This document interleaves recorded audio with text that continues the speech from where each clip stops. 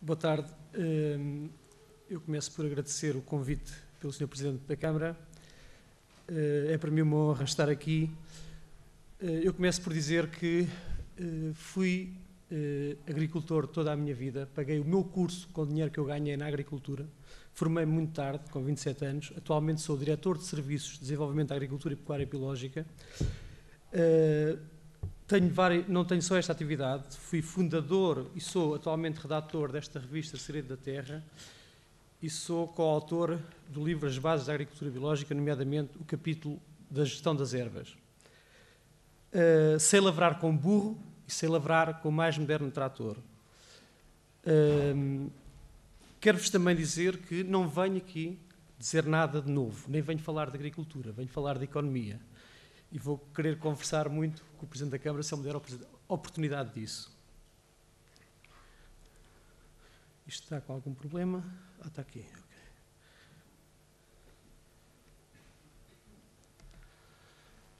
Okay. Não venho dizer nada de novo porque penso que nesta altura do campeonato e pelo aquilo que ouvi aqui nesta sala, acho que é importante refletirmos aquilo que eu proponho aqui fazer, e não sei se vou conseguir fazê-lo como deve ser, mas se não o conseguir, proponho que leiam 2 artigos desta revista. Um deles é a fotossíntese, a recuperação da economia mundial, e outro, a utilização dos recursos locais por uma pecuária sustentável, que é de uma colega minha. Ou seja, a reflexão que eu proponho aqui fazer hoje é basicamente sobre estes pontos, uma reflexão sobre o modelo atual, a interiorização da sustentabilidade como fator capital na recuperação da economia agrícola, as explorações mistas como forma de recuperar a eficiência energética e a economia local, e o desenho e concepção de novas soluções técnicas apoiadas na utilização da biodiversidade e no conhecimento, tal como falou o professor António Mexia. De facto, e isto já foi bem focado pelo professor António Mexia, eu vejo o mundo um pouco como ele o vê. Portanto, vivemos um problema de escassez de recursos, vivemos um problema de degradação dos solos, temos um problema grave de falta e de má gestão da água, um problema gravíssimo na perda de biodiversidade, temos problemas com as alterações climáticas. O professor António Mexia falou que, de facto, a agricultura conta apenas com 13% ou 18%, mas o sistema alimentar contribui com quase 50%. A contaminação da água e toda a cadeia alimentar também aqui foi falado, e o problema da fome e dos excessos, também falado aqui, e que eu, sobre esta matéria, recomendo um livro que se chama A Economia da Obesidade, e percebam que os valores que foram aqui falados terão muito aquém dos custos da agricultura intensiva.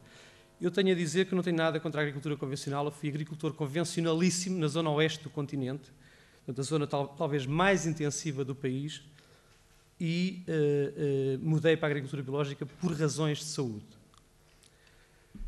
De facto, uma das grandes reflexões que temos que fazer é que, nos últimos anos, a pecuária evoluiu completamente dissociada da produção agrícola. E isso, de certa forma, tem-nos causado, no meu ponto de vista, graves problemas. Tentou-se implantar modelos de monocultura a grandes escalas e, no meu ponto de vista, essa escala foi tão grande que retirou à agricultura o benefício que está na base da sua existência. Isto é, o balanço energético positivo só possível com a fotossíntese. E, no meu ponto de vista, que pode ser discutido, obviamente, porque não há verdades absolutas, a separação da produção animal da produção vegetal nas explorações foi seguramente uma das causas mais relevantes para a perda de eficiência energética dos sistemas agrícolas. Ou seja, as facilidades que nos mostraram nos últimos 30 a 40 anos fizeram com que, atualmente, o benefício de uma caloria, para termos o benefício de uma caloria em alimentos, na agricultura, gastamos 7,3 calorias para produzir. Os nossos avós gastavam apenas uma para produzirem 3. E isto não são teorias, são factos.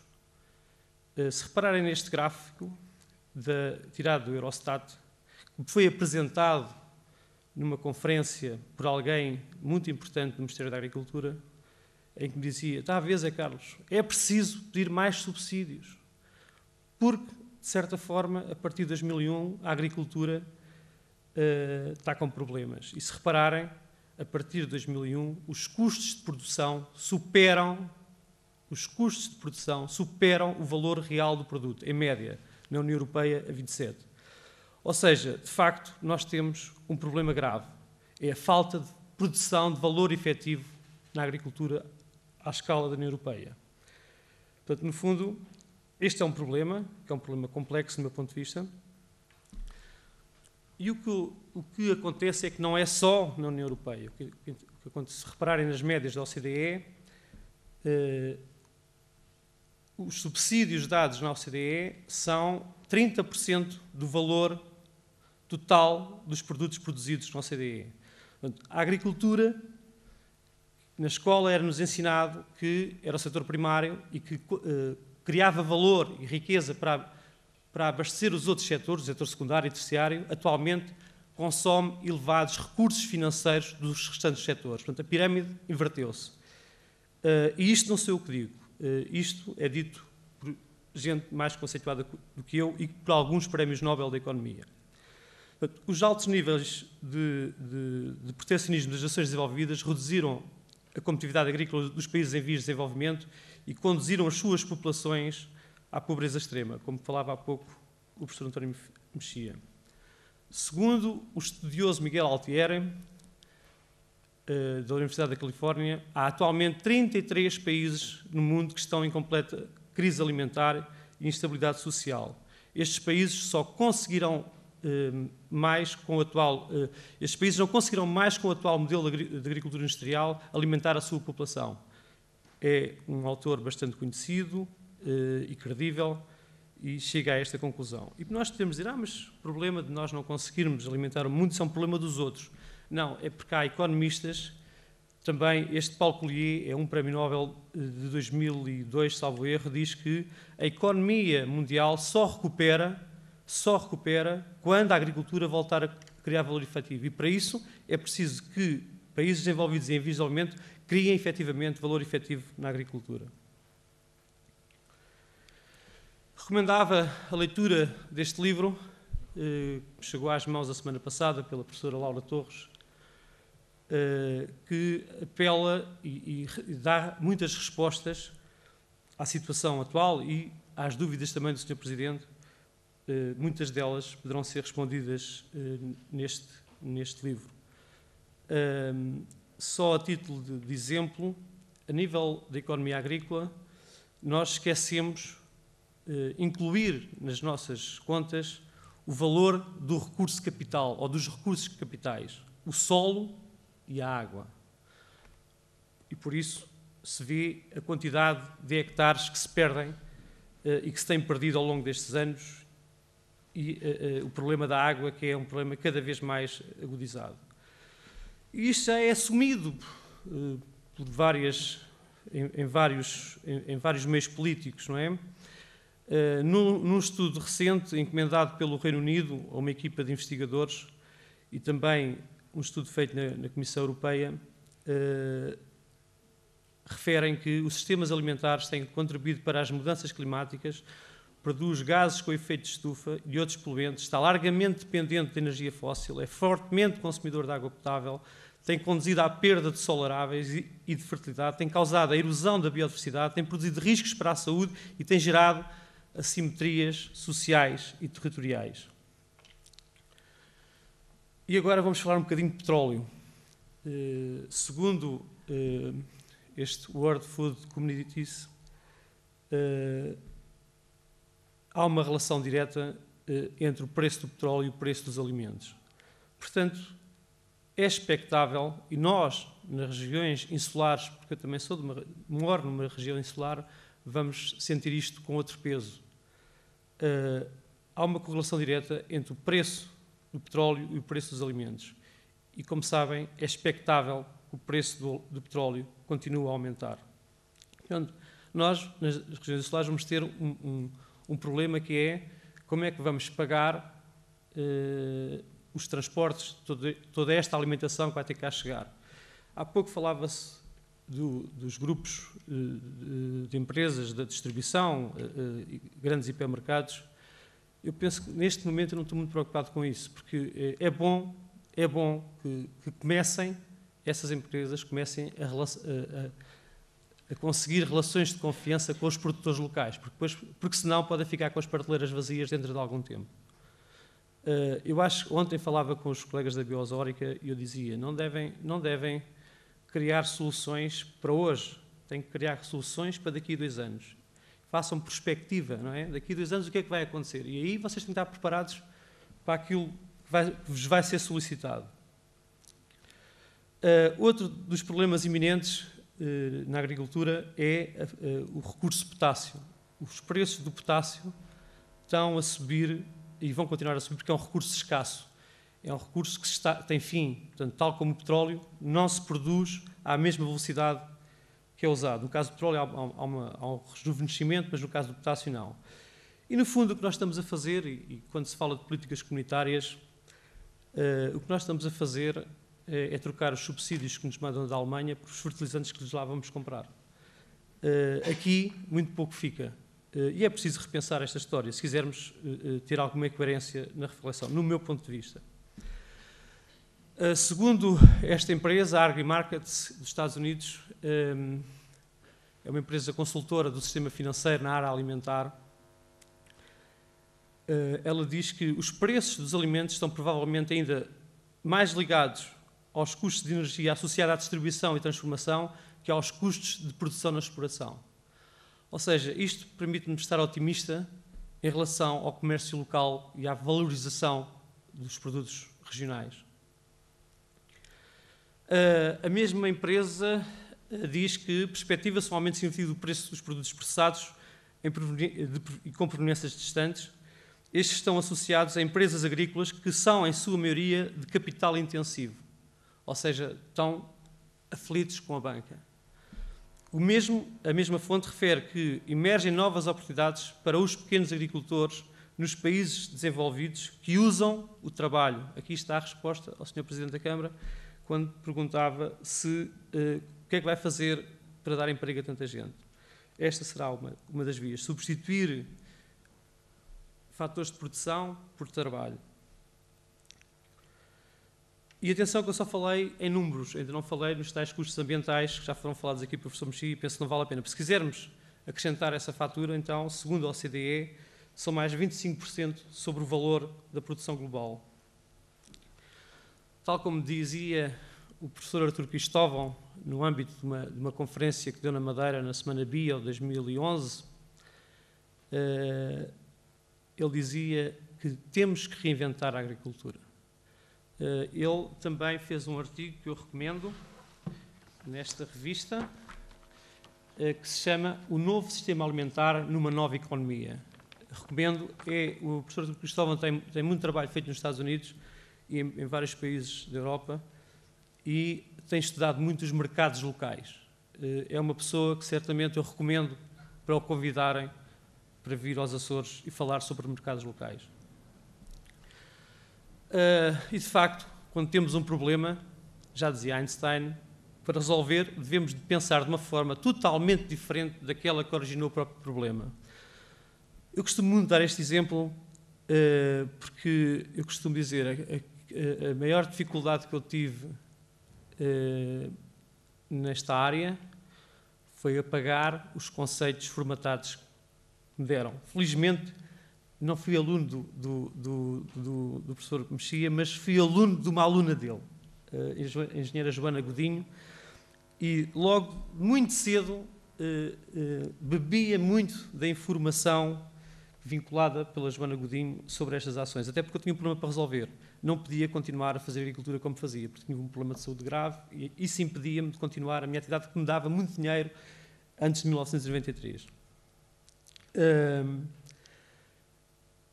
E costumo apresentar este slide para apelar um pouco ao exercício do pensamento, que eu normalmente passava, eu moro por cima do aeroporto da Madeira, e passava os fins de semana atrás do Corte da Relvas. Aquilo incomodava-me porque tinha que ir sair com o carro, buscar gasolina, gastar gasolina, barulho. E então descobri estas motorroçadeiras que são espetaculares e agora até como carne de carneiro. Portanto, ou seja, isto são situações que podem dizer, mas como é que isso é possível? Os Açores é diferente. Não sei como é que vocês vão fazer nos Açores, nem quero saber. Isso tem que ser vocês a descobrir. O que eu vos posso é dar pistas daquilo que se está a passar no mundo nesta matéria.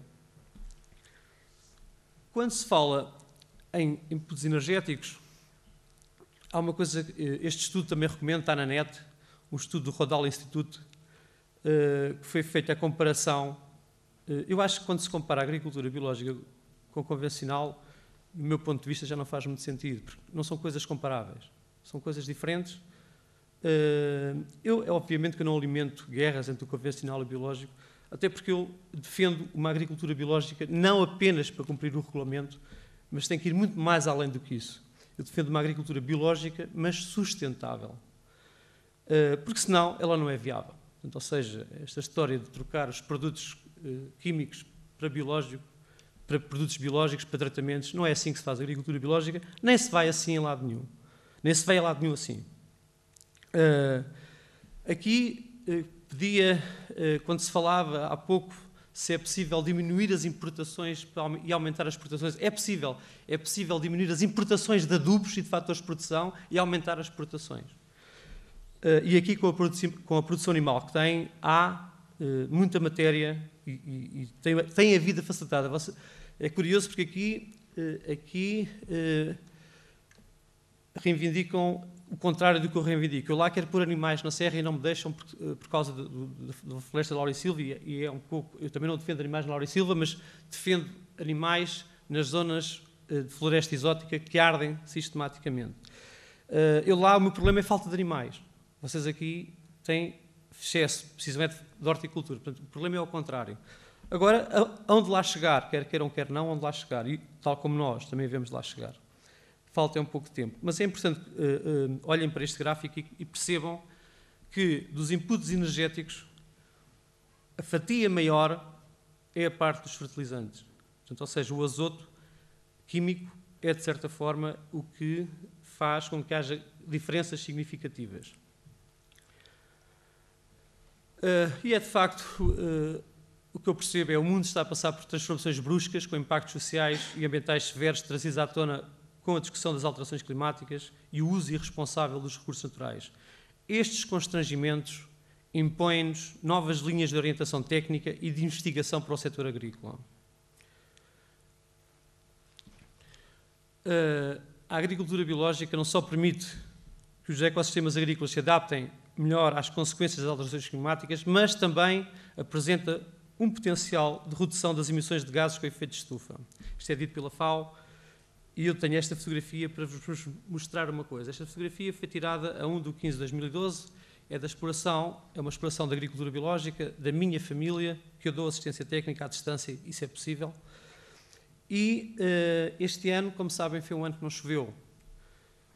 Estas couves estão aqui por uma razão muito simples. É porque foi feita uma sidração antes de plantar as couves, porque senão não estavam aqui. Porquê é que não estavam aqui? Porque o número não tínhamos sequer água no furo que permitisse regar num ano como este. Não é?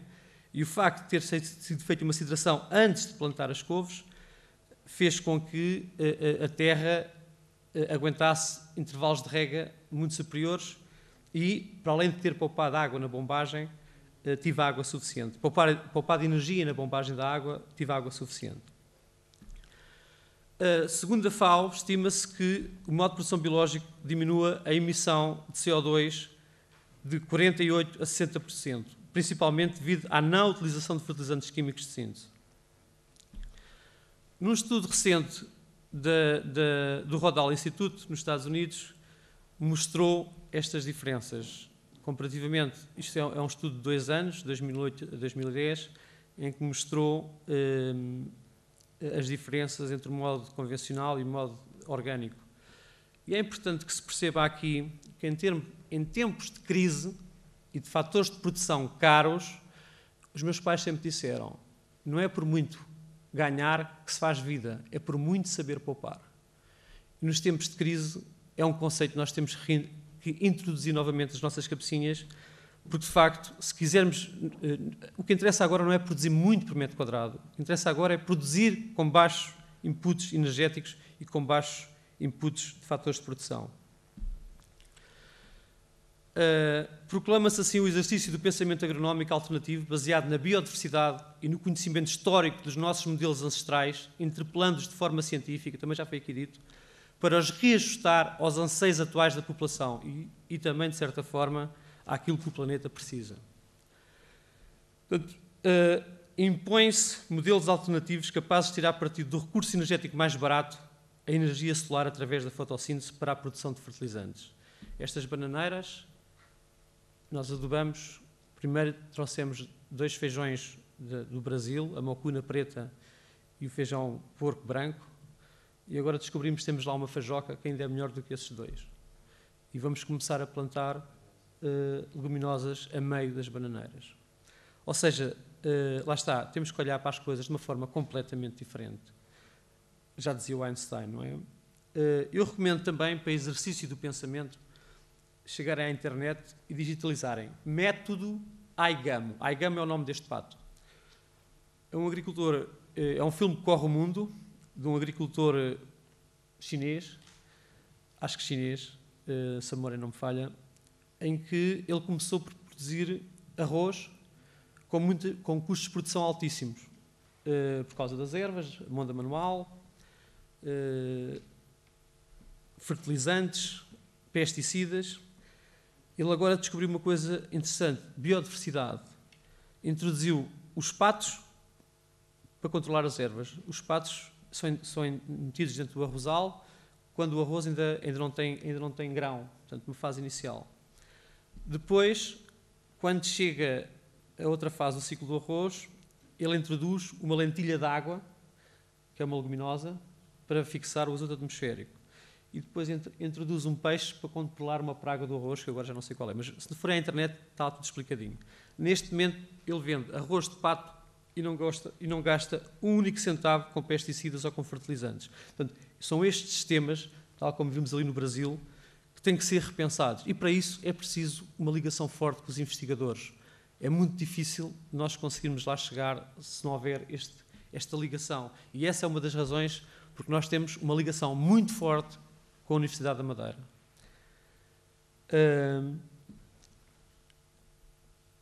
De facto, isto não é dito, nada disto é de novo, nada disto eu estou a dizer pela primeira vez. Já houve quem pensasse muito antes de mim. Estes autores são franceses, escreveram um livro que se chama A História da Agricultura Mundial, que está à venda nas bancas, em qualquer livraria, é possível comprar isto em Portugal, e aqui nos Açores, de certeza que também há. Não há? Não há. Na Madeira... A edição em português saiu aqui eu tenho desde 98. 6 anos e há uma terceira edição que eu adquiri há pouco tempo, mas é francês. Isto é fácil de comprar, portanto, é uma questão de encomendarem e arranjam. Estes autores, cujo nome do livro se chama A História da Agricultura Mundial, do Neolítico à crise contemporânea, eles fazem, nesta altura, uma referência, dão exatamente esta referência, que a economia global só recupera, eu já previ uma crise nesta altura, só há de recuperar no futuro quando a agricultura voltar a criar valor efetivo. Portanto, o que nós temos, eles dizem que o que nós temos em termos de crise financeira é um problema agrícola, à escala global. Esta exploração é uma exploração madeirense, que era da agricultura biológica. Neste momento o senhor, com problemas de saúde, viu-se forçado a abandonar, porque é um senhor já muito idoso.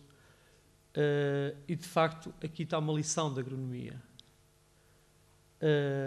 Ele, em vez para um técnico, chegava lá e dizia, olha, você tem que arrancar tudo e plantar tudo a bananeira, está mais dinheiro. e de facto não dá. Ele introduziu as culturas, adaptando-as às condições do terreno, onde corre muita água, sem gastar dinheiro. Portanto, na situação normal eram valas de drenagem, tubos e plantar bananeiras, não é? Ele resolveu não fazer investimento e ele próprio foi construído o sistema. Portanto, ele tem algumas bananeiras, onde tem mais água, mete os inhames, a água corre, tem lá minas de água que passam ao lado. Nos muros, para não criar ervas, mete a pimpineleira. A pimpineleira é dada ao porco e o resto das culturas que ele não aproveita, e o porco produz estrume para pôr na terra. Portanto, ele só vende produtos, não compra nada. E isto não está a séculos de distância. Este senhor deixou de fazer isto há coisa de 4 anos. Portanto, até há 4 anos fazia assim. Agora, posso-vos garantir uma coisa. Biomassa por metro quadrado, não temos nenhum bananal na zona nobre, que já não é na zona nobre para a banana, que produza tanta biomassa por metro quadrado como este senhor aqui. E a custos muito reduzidos, praticamente só mão de obra.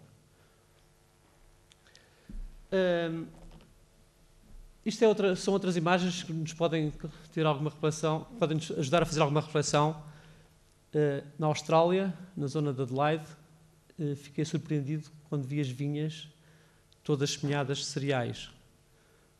E isto serve para dizer o seguinte, é que se estas vinhas não forem semeadas com cereais, a degradação que eles provocaram no solo já foi tanta que, se não semearem com cereais, a terra foge, fica a pedra. Portanto, os cereais são só semeados para segurar o solo contra a erosão do vento. E porquê é que eles têm processos de erosão acelerados? Porque durante anos passavam fresas. As fresas agora quase que são proibidas na Austrália. Portanto, ou seja, lá está, são situações que nos podem ajudar a refletir, porque nós muitas vezes, porque vivemos na abundância, não refletimos sobre as soluções. E por isso eu gosto muito de usar a frase que não é minha, também é do professor Gésil, um filósofo português conhecido, que dizia que as universidades têm que começar a ensinar, a exercitar o exercício do pensamento e não a oferecer soluções. É precisamente estas temáticas, e se refletirmos sobre... porque exemplos há em todo o mundo, é só uma questão de pensarmos um pouco nelas e aplicarmos aos nossos modelos atuais. Lá está o solo, que se falou aqui há pouco.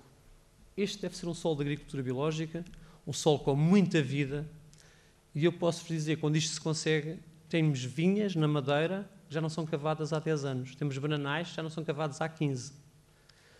Porque lá estão, eles cavam por nós. Agora é preciso perceber como é que as coisas funcionam. E isto, de facto, sim, isto não é na Madeira, isto é uma fotografia tirada da internet, mas é perceptível. E na Madeira, eu percebo muito bem, porque o primeiro trabalho que fiz na Madeira foi o levantamento botânico da Laura e Silva. E na Laura e Silva também ninguém cava e a terra é fofa e consegue-se progredir com o braço até ao cotovelo só com as mãos, não é? Sem ficar com as unhas muito sujas até. Ou seja, no fundo, são estes modelos que nós temos que começar a pensar e a refletir. A biodiversidade também como recurso e também como paisagem. Em 1996 eu visitei a Suíça e via... enquanto aqui os agricultores biológicos que tinham ervas na terra perdiam os subsídios à agricultura biológica, na Suíça o governo financiava a sementeira de ervas dentro das explorações. E por uma razão muito simples, porque eles perceberam que se pagassem os agricultores para semearem estas bandas de floresta autóctone ou de flora autóctone, deixavam de aplicar tantos pesticidas e conseguiam resolver parcialmente o problema dos pesticidas nos lagos. Portanto, na água, não é? E isto era um subsídio dado pelo governo que, para além de vender a paisagem, vendia também a solução do problema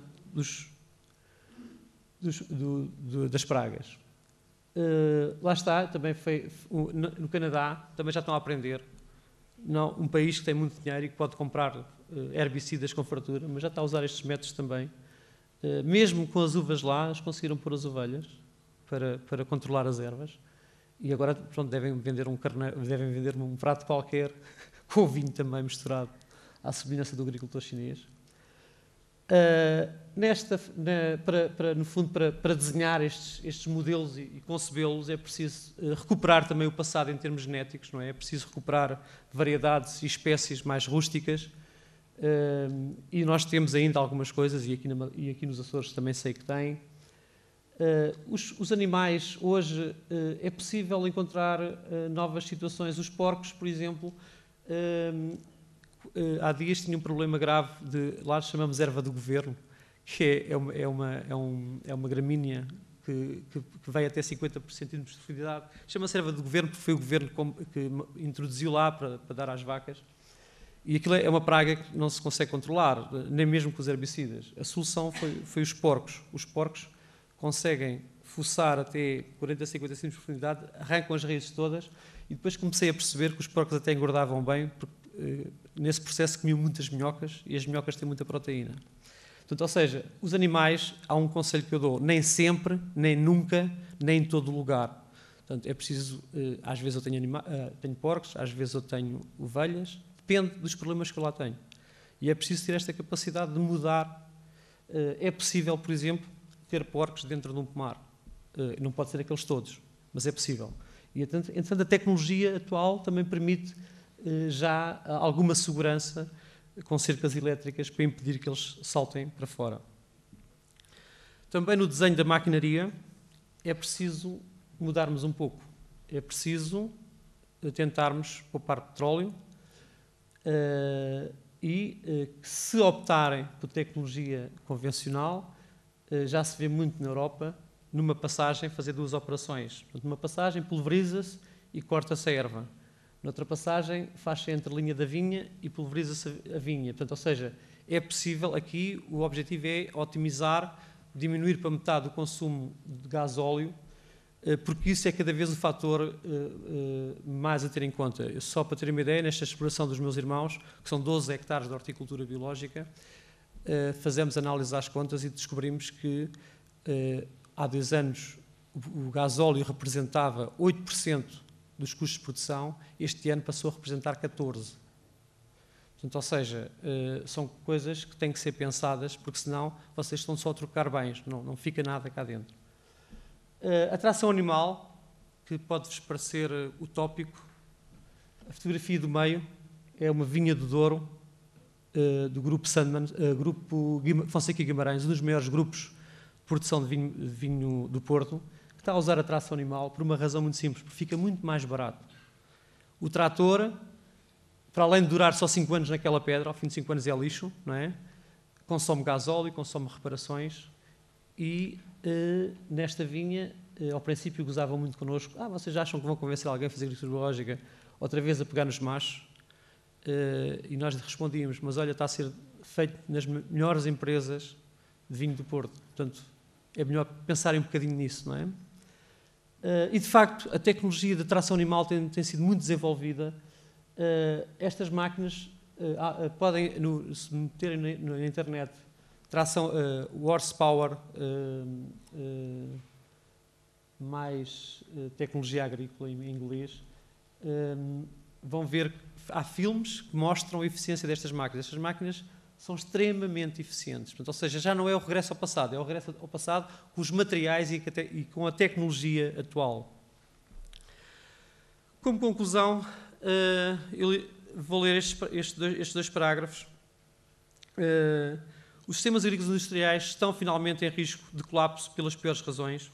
A escassez de recursos, os elevados valores dos combustíveis e os impactos ambientais impõem uma mudança de estratégia com a utilização vital dos animais num papel de reciclagem eficiente dos recursos alternativos, tornando-se fundamental considerar o balanço entre os produtos que entram na exploração e os produtos obtidos no sistema global, sem descurar as implicações ambientais, sociais do modelo adotado. Isto foi dito pela minha colega Sílvia. E quero também fazer aqui uma reflexão. Quando, há poucos meses, quando se estava a discutir na Direção Regional de Agricultura os novos programas comunitários, toda a gente dizia, os meus colegas diretores de serviços, todos eles diziam que o problema da Madeira era as parcelas pequenas. E só eu é que via que as parcelas pequenas eram uma grande oportunidade. E as pessoas acharam que eu pronto, mais uma vez, tinha captado, portanto, estava fora do meu estado normal. O que é certo é que eu perguntei-lhes, então, vamos partir do princípio que vamos cortar a ilha a meio. Quantos hectares é que isso dá? Lá, no limite, 4 ou 5 mil hectares. Continuamos a não ser competitivos. Portanto, ou seja, no fundo, se repararem, esta máquina na Austrália, um agricultor que eu visitei, ela faz 11 mil hectares em 11 dias, 24 horas por dia. Nunca para. Quando começa a trabalhar, nunca mais para. É abastecida em andamento. Nós, na Madeira, levamos 11 dias para cavar 1 hectare.